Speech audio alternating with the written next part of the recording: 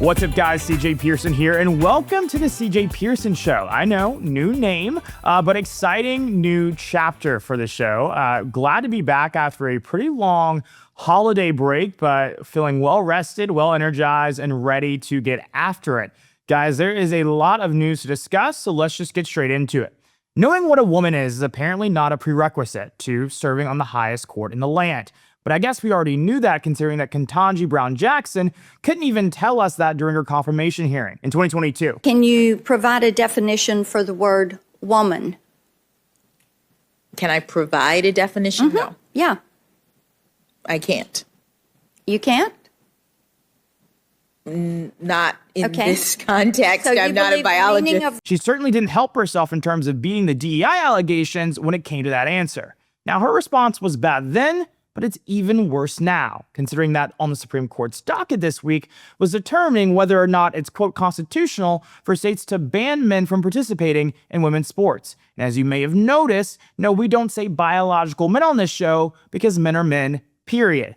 But that begs the question, how can certain justices even weigh in on this case if they don't even know what a woman is themselves? But y'all, it's not just the liberal justices who just can't seem to figure out that chicks with dicks aren't chicks. It's the very lawyers in the ACLU who brought the case before the court as well. Listen to this absolutely mind-boggling exchange between one of those attorneys and Supreme Court Justice Samuel Alito. Is it not necessary for there to be, for equal protection purposes, if that is challenged under the Equal Protection Clause, an understanding of what it means to be a boy or a girl or a man or a woman? Yes, Your Honor. And what is that definition? For equal protection purposes, what does it mean to be a boy or a girl or a man or a woman?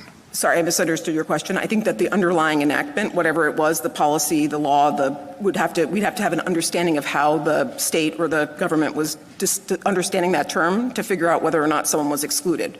We do not have a definition for the court, and we don't take issue with we're not disputing the definition here. What we're saying is that the way it applies in practice is to exclude birth sex males categorically from women's teams, and that there's a subset of those birth sex males where it doesn't make sense to do so according to the state's own interest. Well, how can a court determine whether there's discrimination on the basis of sex without knowing what sex means for equal protection purposes? I think here we just know we basically know that that they've identified, pursuant to their own statute, Lindsay qualifies as a birth sex male, and she's being excluded categorically from the women's teams as the statute. So we're taking the statute's definitions as we find them, and we don't dispute them. What does it mean to be a woman? The justice simply asks. We do not have a definition for the court, she replies. With an answer like that, I doubt she even has a high school diploma either, to be quite frank, because I think they covered that in freshman year biology back in Georgia, where I'm from. But if you want to look at people that are a little bit more delusional than even those lefty lawyers, look no further than the folks over in Hollywood. You know, here's the thing. I'm looking at the Golden Globe Awards, which might be breaking news to a lot of you that even happened this past weekend, because it was consisting of a bunch of washed-up has-beens like Mark Ruffalo and serial homewrecker Ariana Grande, who wanted to voice their grievances towards members of ICE for simply doing their job. Now, here's what Mark Ruffalo, I don't even know if I'm saying that correctly, hopefully I am, said about why he chose to wear a pin in remembrance of Renee Good, who was shot and killed after attempting to run over the very ICE agents she has such a big problem with. This is for her. This is for the people in the United States who are terrorized and scared today. I know I'm one of them. I love this country, and what I'm seeing here happening is not America. It's just not. Mark, why do you feel that this platform is still useful to spread a message like this? Listen, I want to pretend like this is, I want to be here to celebrate, and I am here to celebrate, and I'm proud to have a Golden Globe nomination. But also, this is not normal anymore. And so I don't know how I could be quiet. And I'm feeling a little sick, so it's hard to BS right now. Now, the not-so-incredible Hulk was not alone. He was joined by Ariana Grande, Wanda Sykes, Jean Not So Smart, and Natasha Lyonne. I'd like to just report myself marked safe from knowing 2 out of 4 of those individuals. I'm sorry to report that I also may have a little bit of a crush on Ariana Grande. Maybe I can fix her, And I blame my mom for that mentality because she had me watching HGTV growing up with her. So I would watch all these Chip and Joanna Gaines shows and all these home improvement shows. And so sometimes when I see broken and battered liberal women, I say, okay, this is a home improvement project. Maybe I can help them. But I don't know. Ariana Grande may be a little bit too far gone, so the jury is still out on that. Well, the only person who hasn't seemed to have lost his damn mind was Bill Maher. And here's what he had to say on the red carpet about his refusal to participate in this little protest. Mark Ruffalo and Wanda Sykes also wearing a Be Good pin for Renee Good, obviously, and trying to use this platform for activism. Do you feel that's effective or no? Oh, come on. We're just here for show business today. It was a terrible thing that happened, and it shouldn't have happened. And if they didn't act like such thugs, it wouldn't have had to happen. But I don't need to wear a pin about it. Hollywood still doesn't actually get it, that we don't give a damn about them. And literally, why should we? These people are the biggest hypocrites on earth. They say climate change is bad, but they fly exclusively private. They say guns are so terrible, but then they travel everywhere with a small squadron of armed guards. So to all the celebrities who protested ICE at the Golden Globes, I have a rather simple question for you. When will you open the doors of your Hollywood Hills mansion to these illegals that you claim to care so deeply about, that you care so much about? When will you sacrifice your safety, your security? Oh wait, the answer is simply never, because you want us to make the sacrifices. You want everyday Americans to make the sacrifices that you yourself would never be willing to make. Because as you enjoy the safety, again, of your Hollywood Hills mansion, folks in Minnesota, or folks like in Georgia where Laken Riley was stalked, mauled, and then brutally murdered by an illegal alien who had no business being in this country, we have to make the sacrifices. But you, never you. Because how dare we demand that of you? How dare we expect that of you? Because if we are to make that expectation, then it would somehow, I guess, strip away the special status that you occupy in our society, special status that you believe that you deserve because you've made a little movie or a good album or so.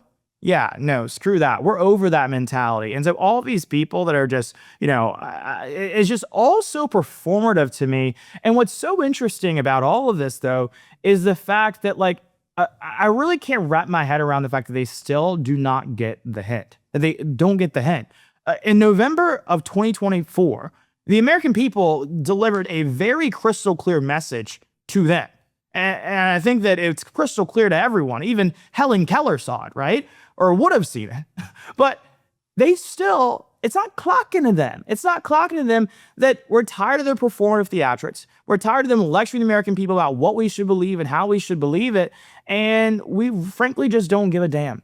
We don't give a damn. And I think that actually is what pains them the most to realize, that we simply have completely tuned them out. And not just figuratively, but literally, because I didn't even know that the Golden Globes were happening until I saw this floating around on X, and everyone was talking about how dumb these celebrities were for wearing these pins as if they were the reincarnation of Martin Luther King Jr. and Mahatma Gandhi. Like, who the hell is this what is this going to achieve wearing some pin that says ICE out or something about Renee Good they had, who, by the way, the entire Renee Good situation, every loss of life is tragic, but what I really actually, my takeaway from that entire situation is the way that they're trying to gaslight us into believing that we are somehow wrong for taking issue with the fact that she tried to run over a law enforcement agent with a motor vehicle.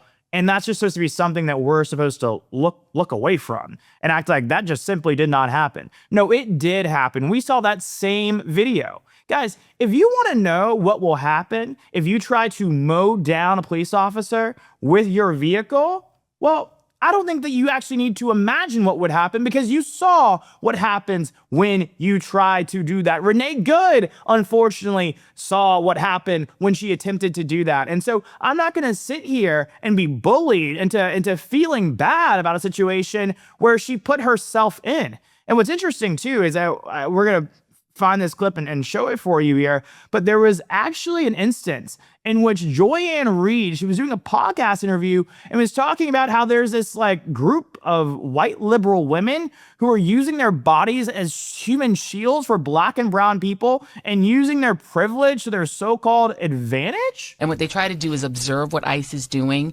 film them, and try to use their white privilege, to be honest. They're mainly white people. Which is what we ask. Which is what we ask them to do, right? Because black people, like, we can't put our bodies on the line because cops will shoot us. And so the presumption had been, particularly a white woman, because remember, part of the rationale for doing this with ICE is to save white women, pristine white women, from being ravaged by, criminal brown men. So white women have been taking the lead in being the ones to step forward and challenge ICE and to say, as white people, we can step to ICE and step to police in a different way. Because they feel as if that is their obligation as white liberal women to lay down their life for black and brown people, because I don't even know why, because this is so crazy and delusional. And I know I've always said that white guilt is bad, but I never thought that white guilt would actually get these people killed.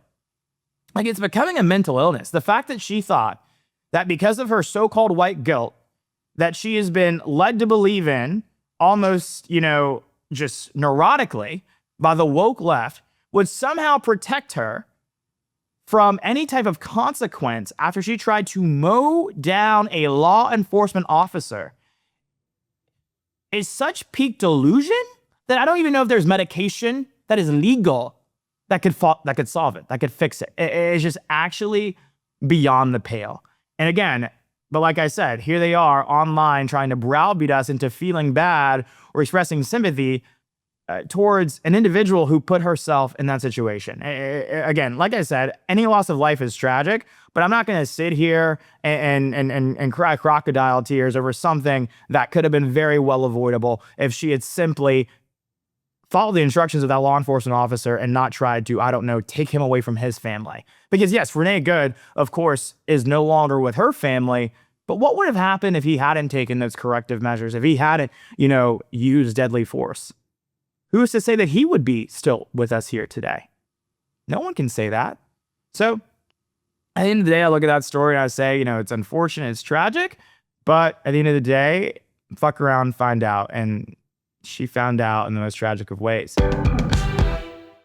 But outside of that, let's move to actually real world America, outside of Hollywood. Now, guys, I'm from Georgia, so this story actually sent me in a tailspin. Voter irregularities in Georgia were uncovered by an independent journalist named David Khait, and it sent shockwaves throughout the internet and also throughout my home state of Georgia.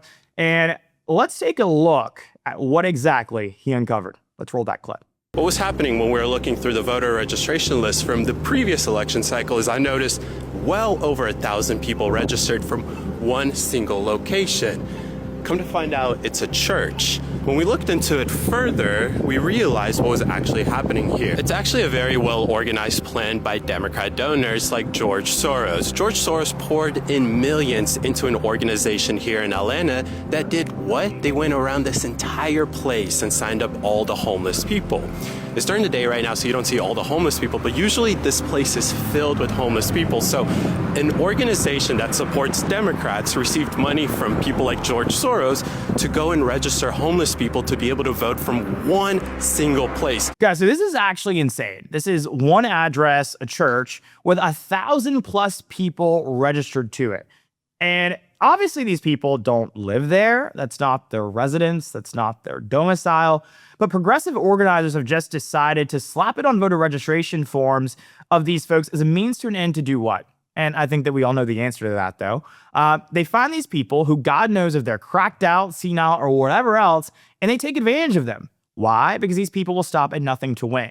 And the fact that this story had to be uncovered by an independent journalist and not, CNN, ABC, the Atlanta Journal-Constitution even, which is the flagship paper of record in the state of Georgia, goes to show just how little journalists actually care about doing their job. They will write any amount of fake news about this administration, about President Trump, about any conservative in America. When it actually comes to doing the work that would have gotten them a Pulitzer a few decades ago, or the Cronkite Award, or whatever it may be, they actually have no interest in doing that. Again, it goes back to the performative nature of Hollywood. The same thing is now impacting journalism. They don't actually care about uncovering real stories, real fraud, real abuse, or real scandal. They want you to think that it's the worst thing in the world that President Trump is bombing boats full of narco terrorists, and somehow, some way, we should be appalled by that. They want you to think that it's the worst thing in the world that he, in an incredible display of our military might, and let me borrow a word from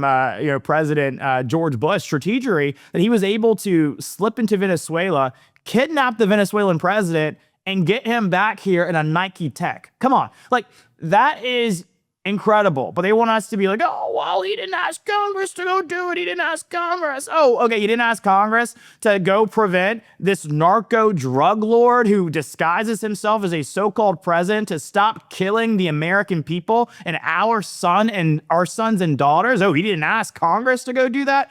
Give me a break. Give me a break. It's all so performative. And then I saw that terrible interview where you have, I think it was on CBS, you have Margaret Brennan in typical fashion trying to lay into Marco Rubio and say, why didn't we kidnap everyone else? Well, y'all are big mad that we kidnapped one of them.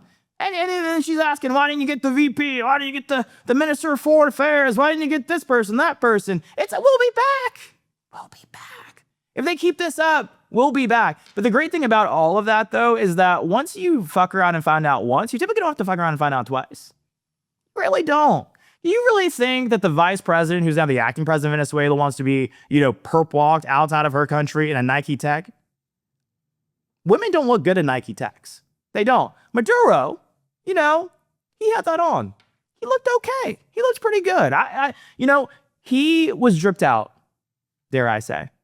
I prefer a quarter zip. And I think that honestly, that actually tells you a lot about the type of person that Maduro is. The fact that he was not wearing a quarter zip. It was giving drug lord.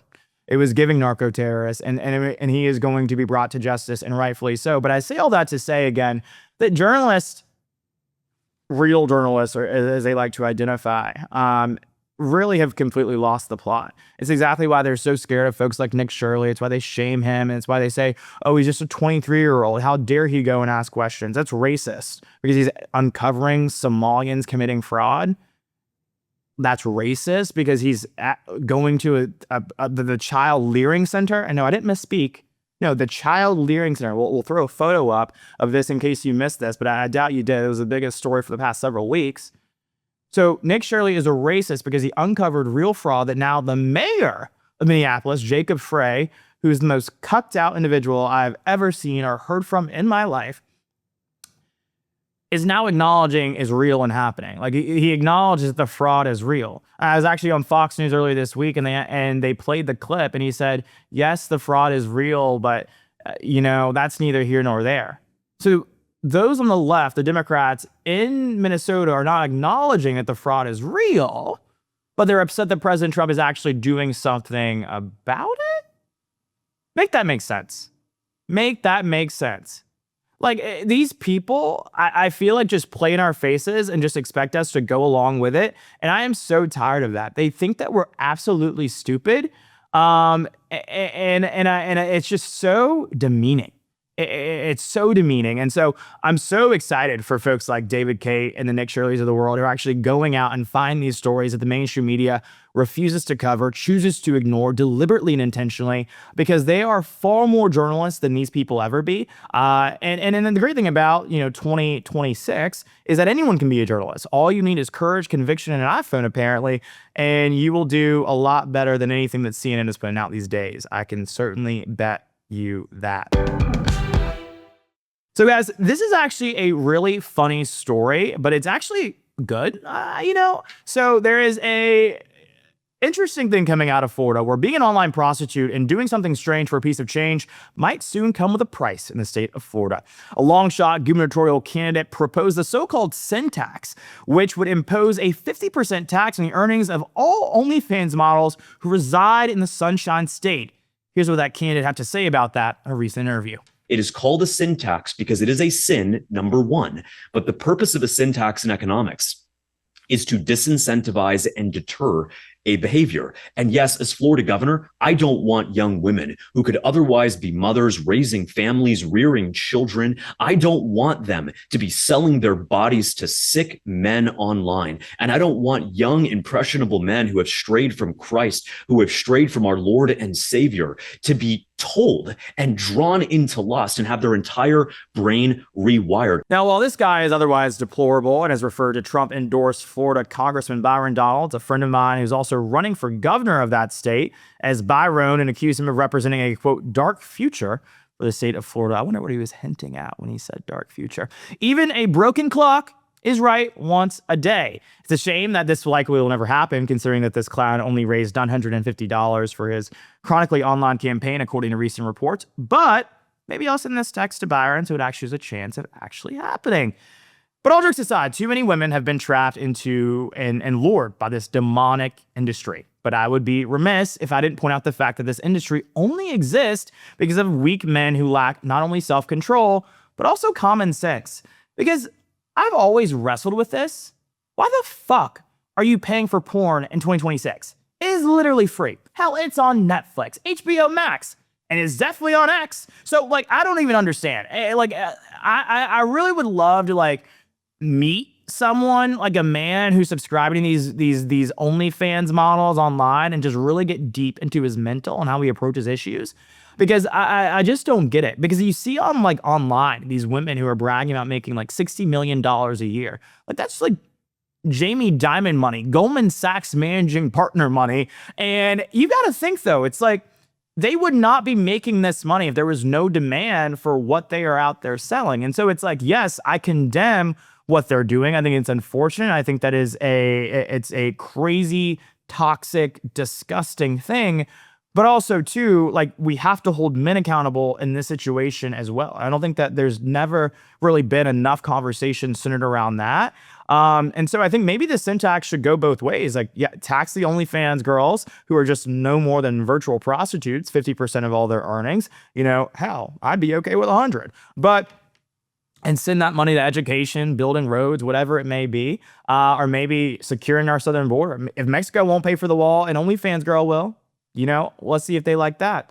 But also, maybe we should put a tariff, since we love tariffs so much. Let's put a tariff on the men that are consuming this content as well. You know, if she wants to do her thing for $6 a month, the price just went up.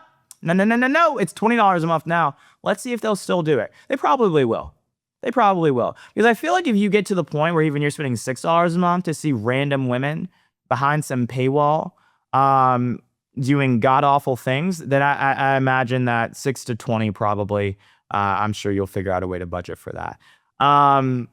Just a crazy, crazy thing. But again, I actually really like this idea. And I think this is an interesting approach that actually complements a lot of the tougher regulations that we've seen coming out of many conservative states and approaching, child access to porn, the pornography industry in general. Age restriction is something that I've always supported because I don't understand like why you would not support that. For me, banning it all together, maybe I'm a little libertarian on this. I don't think that we should be telling adults like what they can and cannot do in their free time. But what we should be all able to acknowledge, and this should be a non-negotiable, is that children should not be able to have access to porn. And it is deeply unsettling to me that there are many folks in the pornography industry who are against even age restriction laws, which actually tells you a lot about them, their motivations, their price motivations and incentives, which is even more deeply unsettling. So hopefully this proposal will be borrowed by other candidates in this race. Hopefully this will take, a nationwide gain some nationwide momentum, because I actually really like it. I really do. Funny story is like when I lived in LA, it was so interesting to me because there were so many OnlyFans models who basically ran the social scene in LA. Like you would actually go to some of the clubs and you would go out to the bars and the nice restaurants, and it would be a bunch of girls. And they, have like the biggest bottles. It'd be like 5 bottles of Class A Azul, 5 bottles of Dom Perignon, which is not cheap. And there would be no guy. There would be no guy around, no boyfriend, no sugar daddy even. It would be them because they were raking in millions of dollars off of online simps every single month, and it was insane. But what's actually crazy too, and this is something that I did not learn until I lived in LA, and I've learned a bit more if you get into the rabbit hole of like actually doing research into OnlyFans and how that business model works, is that there's actually a thing called an OnlyFans pimp, where you have these guys, and there's this YouTuber, TikToker man named Jack Doherty, I believe is how you say his last name, who actually manages these OnlyFans girls and takes like 60%, 70% of their earnings. So it's like these girls are the ones who are taking the photos, making the content and all that stuff, but they're literally seeing almost none of their earnings from it. So it's actually super predatory in both ways from the OnlyFans perspective, but also these online pimps who are basically taking advantage of these online prostitutes. But I will say there's a little bit of poetic justice in this, because when I say that they manage the OnlyFans girls, they also manage their accounts. So a lot of these guys who are paying, $6 a month, $20 a month, $40 a month to feel like they're talking to this, Instagram baddie, are not talking to an Instagram baddie. They're talking to a grown man with a penis. So that's even more sad. Not only are you paying for porn in the 2026 year of our Lord and Savior, but you are also talking to a man. That's sus. And you can't fix that with no homo. Yeah, that's just sus. That's inexcusable. One last thing, guys. The newly elected mayor of New York City, Zohran Mamdani, is full of shit.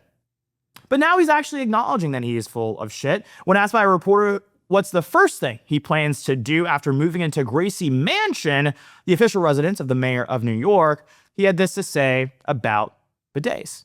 Roll clip. One thing that we will change is we will be installing a few bidets into Gracie Mansion. That's an aspirational hope. We'll see if we can actually get it done.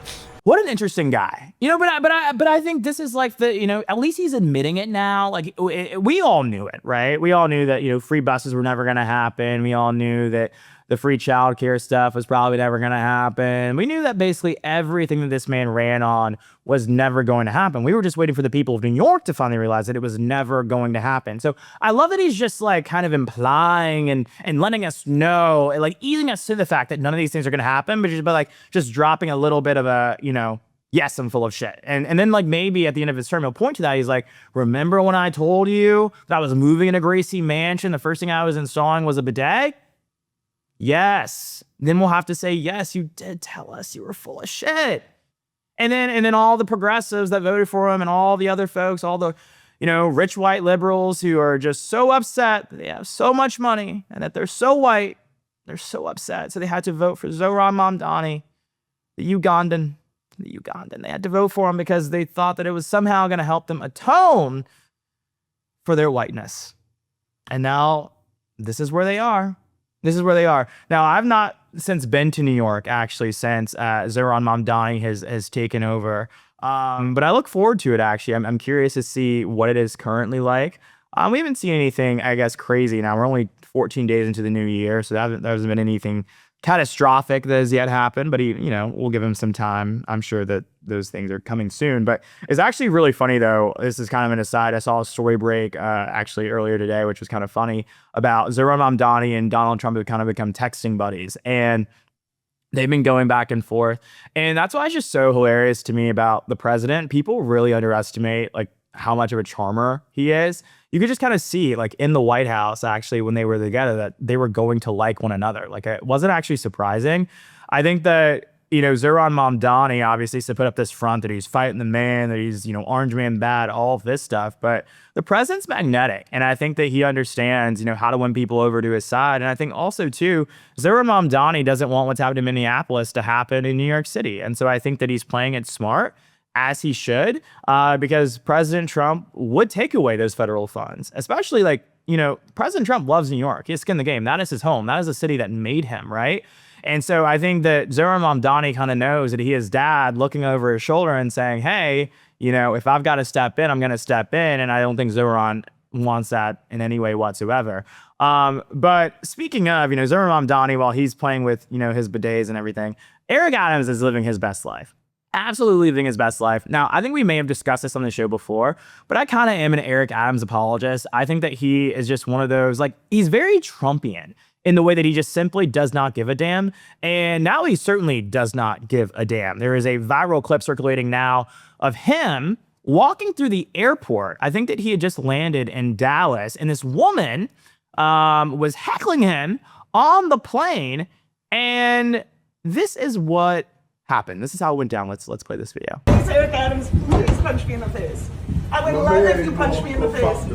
Okay, you can get fucked too. All right? Yeah, I'm not fuck there you. anymore. Those days are over. Yeah, good. Thank God. Damn. I just see your ugly ass face everywhere. Damn. That's right. Eric Adams kills me every single time. He said, I'm not mayor anymore, so mess around if you want to.